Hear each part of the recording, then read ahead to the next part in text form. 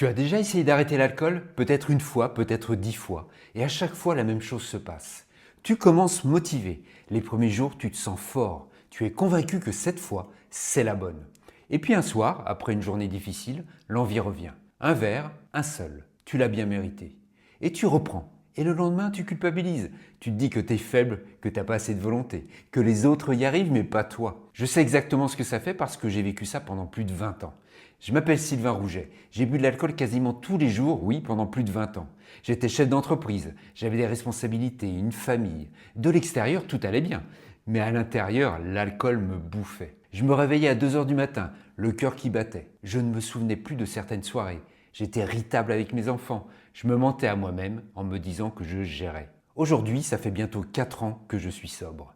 Le 23 mai 2022, j'ai arrêté. Pour de bon. Et depuis, j'ai monté une équipe de 4 coachs qui sont tous passés par là, tous d'anciens consommateurs comme moi. Ensemble, en tant que coach de sobriété, on a accompagné plus de 150 personnes à se libérer de l'alcool. Pas avec des réunions d'alcooliques anonymes, pas avec des cures, pas avec de la volonté, avec de la compréhension. Alors dans cette vidéo, je vais te montrer exactement pourquoi c'est si difficile d'arrêter seul. Je vais te révéler les 3 erreurs qui te font replonger à chaque fois. Et je vais t'expliquer ce qui marche vraiment quand on comprend comment fonctionne ton cerveau. Je vais aussi te parler d'un sujet dont personne ne parle assez, le délirium très mince. Un danger réel si tu bois beaucoup. C'est important. Assure-toi de rester jusqu'au bout de la vidéo parce que la dernière partie va vraiment t'intéresser. Elle va changer ta façon de voir l'alcool pour toujours. Le plus dangereux avec l'alcool, c'est pas la quantité. C'est la régularité. Et moi, ça a commencé comme tout le monde. Les soirées entre potes, un apéro par-ci, un verre de vin par-là. Alors, rien de dramatique. Et puis, je suis devenu chef d'entreprise à 33 ans. Le stress a monté, les responsabilités se sont accumulées et le verre du soir est devenu mon rituel. Ma façon à moi de décompresser. Alors, le problème, c'est que ce rituel est devenu une nécessité. Alors, sans m'en rendre compte, je ne pouvais même plus imaginer une soirée sans alcool. Même pas imaginer aussi une fête sans verre, un moment de détente sans cette béquille. Et pourtant, les signaux étaient là. Je me réveillais à 2 heures, à 3 heures ou à 4 heures du matin. Le cœur qui battait, une anxiété diffuse au réveil, une fatigue chronique que je mettais sur le compte du travail. Les blackouts, tu sais, c'est ces moments où tu te souviens plus de la fin de soirée. Au début, t'en rigoles, hein. Et puis après, ça devient gênant quand même. Et puis ça devient effrayant. L'irritabilité avec mes enfants. Alors j'étais trop fatigué pour jouer avec eux le matin, trop pressé de les coucher le soir pour retrouver ma bière. Mais dans ma tête, je n'étais pas alcoolique. Pour moi, les alcooliques, c'était les gens qui buvaient du matin au soir. Et moi, je ne buvais jamais au travail. Et je pensais que je gérais. Tu veux savoir pourquoi tu continues à boire? Parce que tu te mens. On se ment tous, on se compare aux autres. Alors voici les 5 mensonges les plus courants. On se convainc qu'on ne boit que le soir, comme si l'heure changeait quoi que ce soit. Qu'on ne boit que du bon vin, comme si la qualité protégeait des effets. Qu'on boit moins que son collègue, comme si la comparaison était un diagnostic. Qu'on peut arrêter quand on veut, sauf qu'on ne veut jamais. Que c'est juste pour se détendre, sauf que sans le verre, on ne sait plus se détendre. Franchement, je ne trouvais pas ça bon. Je mélangeais avec du coca, du jus d'orange, pour masquer le goût. Ce n'était pas le goût que je cherchais, c'était l'effet. Cette sensation de relâchement. Ce moment où tout ton corps se détend. Sauf que cette détente, c'est un mensonge chimique.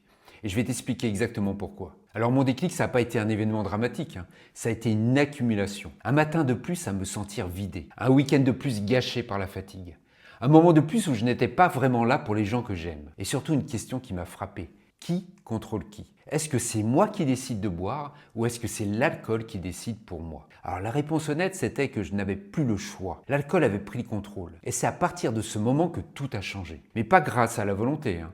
Grâce à la compréhension. Et c'est exactement ce que je vais te partager maintenant. Tu veux arrêter l'alcool? Alors tu dois comprendre pourquoi c'est si difficile. Et ça n'a rien à voir avec ta volonté. C'est de la biologie pure. Je vais t'expliquer simplement, sans jargon médical compliqué. Et tu vas voir, une fois que tu comprends ça, tu ne regardes plus jamais l'alcool de la même façon. Ton cerveau a un système de récompense. Quand tu fais quelque chose de bien, comme manger, faire du sport, avoir une bonne conversation, ton cerveau libère de la dopamine. C'est le neurotransmetteur du plaisir et de la motivation. Alors quand tu bois de l'alcool provoque un pic de dopamine, mais artificiel. Et ton cerveau enregistre. Alors ça c'est bien, je veux bien recommencer. Le problème c'est qu'après ce pic, le niveau de dopamine retombe. Il retombe plus bas qu'avant. Résultat, tu te sens plus fatigué, plus irritable, plus démotivé qu'avant. Et pour retrouver un niveau normal, tu as envie de reboire. Et c'est ça le cercle vicieux. Mais ça ne s'arrête pas là. Ton cerveau est malin, il s'adapte. Si tu bois régulièrement, il réduit sa production naturelle de dopamine de 15 à 20%. C'est ce que montrent les recherches de l'INSERM sur les addictions. Alors ton cerveau devient de plus en plus paresseux. Pourquoi fabriquer de la dopamine naturellement puisque l'alcool en fournit? Résultat, sans alcool, tu te sens à plat, vide, démotivé. Et tu crois que c'est toi qui as un problème, alors qu'en fait c'est ton cerveau qui a été reprogrammé par l'alcool. C'est pour ça que les matins après avoir bu, tu n'as envie de rien. Ce n'est pas la fatigue, c'est un déficit de dopamine. Ton cerveau est en manque de sa drogue. On dit que l'alcool détend. C'est le mythe numéro 1 sur l'alcool. Et c'est le plus dangereux. Voilà ce qui se passe vraiment dans ton cerveau. Ton cerveau fonctionne avec 2 systèmes. Le GABA d'abord, c'est le frein. Il te calme. Et le glutamate, c'est l'accélérateur. Il te stimule. Alors quand tu bois, l'alcool augmente artificiellement le GABA. Tu te sens calme, détendu, apaisé. C'est pour ça que tu as l'impression que l'alcool te relaxe. Mais ton cerveau n'aime pas le déséquilibre. Alors pour compenser, qu'est-ce qu'il fait? Il augmente le glutamate, l'accélérateur. Il pousse les gaz à fond pour contrer le frein. Et quand l'effet de l'alcool disparaît, qu'est-ce qui se passe? Quelques heures plus tard, tu te retrouves avec un cerveau qui a le frein relâché et l'accélérateur à fond. Résultat, anxiété, agitation, sommeil perturbé, réveil nocturne. Cette boule au ventre le matin, ce sentiment diffus que quelque chose ne va pas. C'est ce qu'on appelle l'effet rebond. L'alcool ne t'a pas détendu.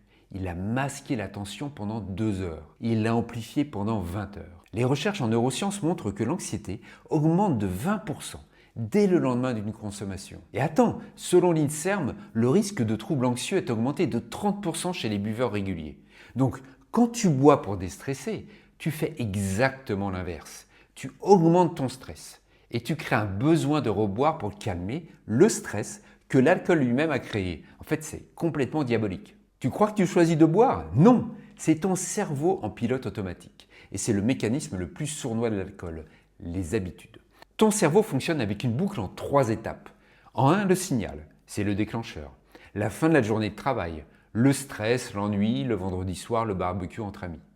En 2, la routine, c'est le geste. Ouvrir une bouteille, se servir un verre, aller au bar. Et en 3, c'est la récompense. C'est la sensation, ce sentiment de détente, le relâchement, la sociabilité. Quand cette boucle se répète suffisamment, et les études montrent qu'il faut environ 66 jours pour ancrer une habitude, elle devient automatique. Ton cerveau ne réfléchit plus.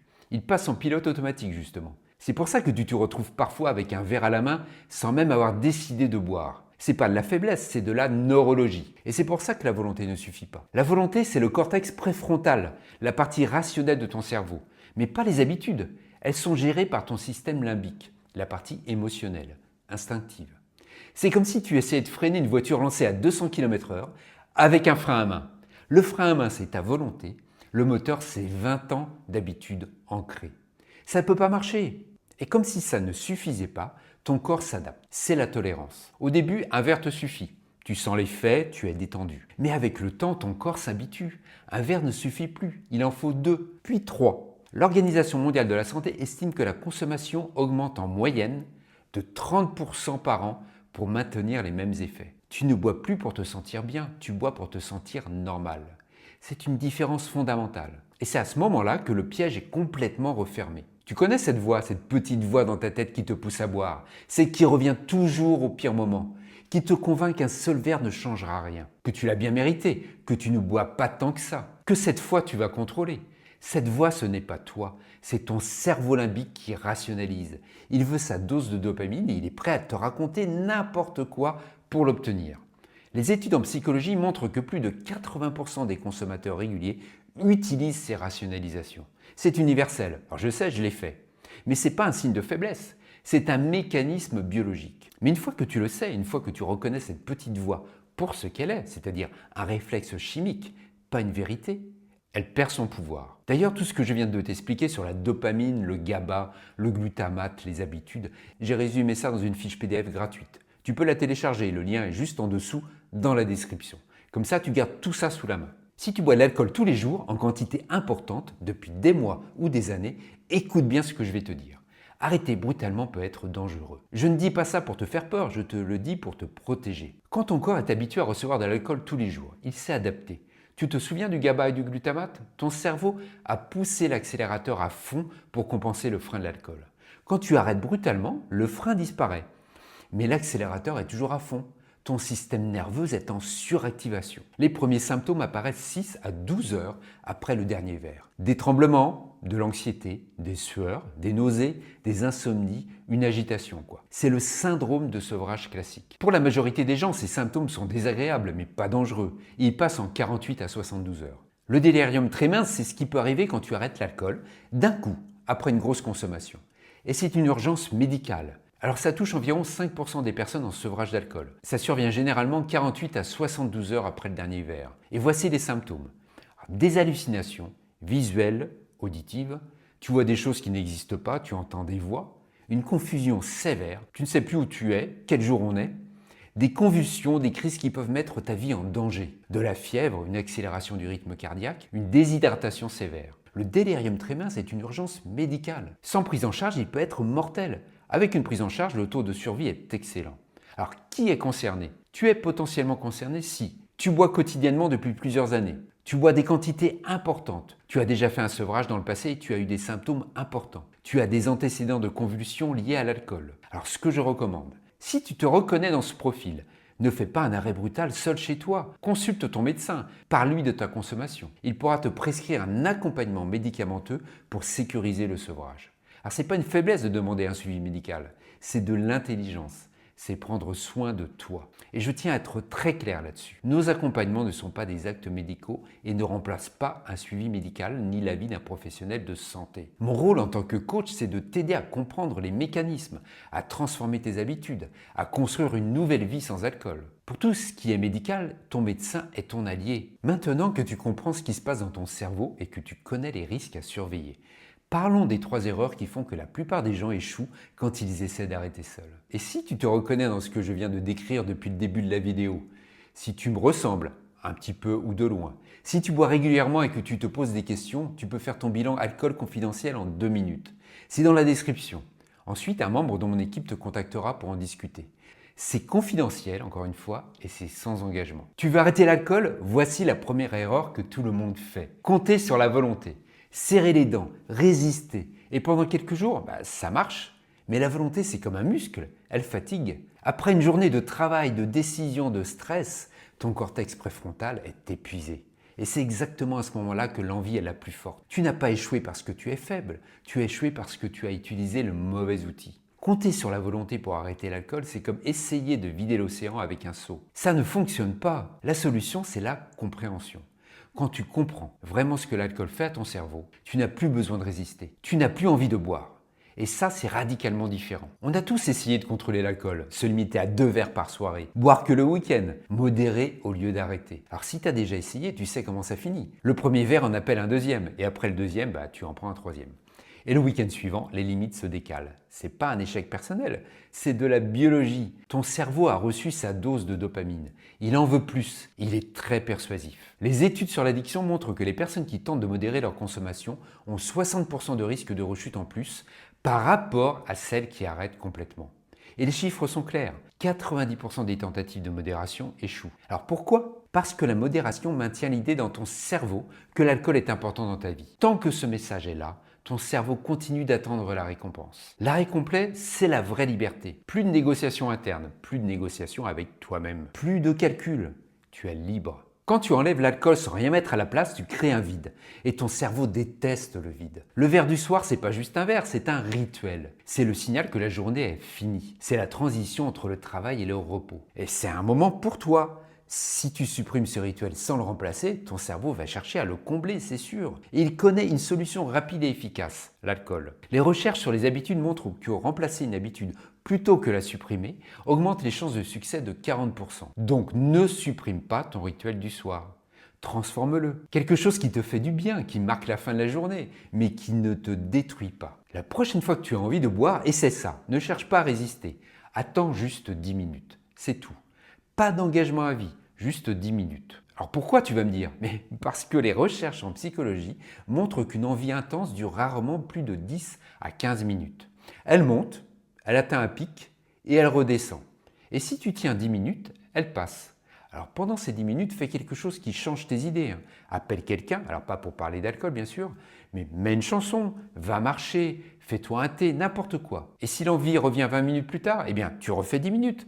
Chaque fois que tu passes à travers une envie, tu renforces ton circuit neuronal de résistance. Tu reprogrammes ton cerveau. Se projeter toute une vie sans alcool, c'est écrasant, c'est paralysant. Ton cerveau panique. La solution, ne te projette pas. Vis au jour le jour. Chaque matin, un seul objectif. Aujourd'hui, je ne bois pas. C'est tout. Demain, on verra. On verra demain. Les études montrent que les objectifs quotidiens augmentent les chances de succès de 30% par rapport aux objectifs flous à long terme. Et chaque soir, félicite-toi, même si personne ne le sait, même si ça te semble anodin. Chaque jour sobre est une victoire, et chaque victoire renforce la suivante. L'alcool ne t'a jamais rien donné, et quand tu comprends ça, tout change. Tant que tu crois que l'alcool te donne quelque chose, du plaisir, de la détente ou du courage, de la sociabilité, tu auras l'impression de te priver en arrêtant. Mais si tu comprends que l'alcool ne t'a jamais rien donné, qu'il a créé le manque qu'il prétend combler, qu'il a amplifié le stress qu'il prétend calmer, qu'il a volé l'énergie qu'il prétend fournir, alors arrêter n'est plus un sacrifice, c'est une libération. Tu ne perds rien, tu récupères tout. Ton énergie, ta clarté mentale, ton sommeil, ta présence avec tes proches, ta confiance en toi. Les études montrent que 91% des personnes qui arrêtent l'alcool rapportent une amélioration significative de leur énergie dès le premier mois, avec une augmentation de 30% de l'énergie globale. Alors moi, quand j'ai arrêté, j'ai redécouvert ce que c'était que de bien dormir, d'avoir des matins où j'étais clair, d'être vraiment présent avec mes enfants, d'avoir de l'énergie à revendre. C'était pas de la privation, c'est le retour à la normale. C'est retrouver qui tu es vraiment sans le filtre. Voilà ce que je te recommande. Concrètement, le matin, 5 minutes de méditation ou d'étirement. Rien de compliqué, juste un moment pour toi avant que la journée commence. Ensuite, pendant la journée, quand l'envie arrive, technique des 10 minutes. Marche, appelle un ami, verre d'eau, douche, bain, respiration. Le soir, ton nouveau rituel. Une tisane, un mocktail, une lecture, une promenade au coucher du soleil, ce qui te fait plaisir. Rends-le spécial. Allume une bougie, mets de la musique, ce moment est pour toi. Et avant de dormir, note une chose positive de ta journée. Félicite-toi, tu l'as fait, un jour de plus. Alors mon rituel à moi, c'était la course à pied à l'époque. C'était devenu mon vrai bien-être, ma clarté mentale, mon énergie Et quand je courais, je ne pensais plus à rien d'autre qu'à l'instant présent. Et si tu veux un petit plaisir festif, prépare-toi un mocktail. Mon préféré c'était le kombucha, avec du gingembre. Ou alors le citron vert, avec de la menthe et de l'eau pétillante. Tu gardes le rituel festif, mais aligné avec ta nouvelle vie. Toutes ces techniques, la règle des 10 minutes, le jour par jour, les nouveaux rituels, tout est dans la fiche PDF gratuite. Télécharge-la, le lien est dans la description. Et si tu veux être accompagné par quelqu'un qui est passé par là, tu fais ton bilan confidentiel en 2 minutes. Le lien est juste en dessous. Si tu n'arrives pas à arrêter l'alcool, écoute bien. Tu n'es pas faible, tu n'es pas un cas désespéré. Tu es une personne dont le cerveau a été piégé par une substance. Et maintenant que tu comprends le mécanisme, tu as le pouvoir de t'en libérer. Et arrêter seul, ça ne veut pas dire sans aucune aide. Ça veut dire sans cure, sans réunion d'alcooliques anonymes, sans que ton voisin ou ton collègue le sache. Ça veut dire dans la confidentialité, à ton rythme, avec quelqu'un qui comprend, parce qu'il est passé par là. C'est exactement ce qu'on fait avec mon équipe. On est 4 coachs de sobriété, tous passés par l'addiction. On connaît le chemin parce qu'on l'a fait nous-mêmes. Et on a déjà accompagné plus de 150 personnes à retrouver leur liberté, sans jugement, sans morale, sans réunion d'alcooliques anonymes. Ce que tu peux faire maintenant, j'ai 2 choses pour toi. Premièrement, j'ai préparé une fiche PDF gratuite qui résume tout ce qu'on a vu dans cette vidéo. Les mécanismes du cerveau, les techniques concrètes, les erreurs à éviter. Tu peux la télécharger gratuitement. Le lien est dans la description en dessous de cette vidéo. Deuxièmement, si tu veux aller plus loin, tu peux faire ton bilan alcool confidentiel en 2 minutes. C'est un questionnaire rapide, sans jugement, qui te permet de faire le point sur ta situation. Ensuite, un membre de mon équipe te contacte, quelqu'un qui comprend, pour discuter avec toi et voir si un accompagnement peut t'aider. C'est confidentiel et sans engagement. Pas de pression, juste une conversation bienveillante. Le lien est dans la description. Alors fais ton bilan. Tu sais, quand j'ai arrêté le 23 mai 2022, je ne savais pas que ma vie allait changer à ce point. Je pensais que j'allais juste arrêter de boire, point. Mais en réalité, j'ai commencé à vivre, vraiment vivre. Et si tu te demandes si c'est possible pour toi, la réponse est oui. Parce que si un mec qui a bu tous les jours pendant 20 ans peut le faire, et que 150 personnes qu'on a accompagnées l'ont fait aussi, toi aussi, tu peux.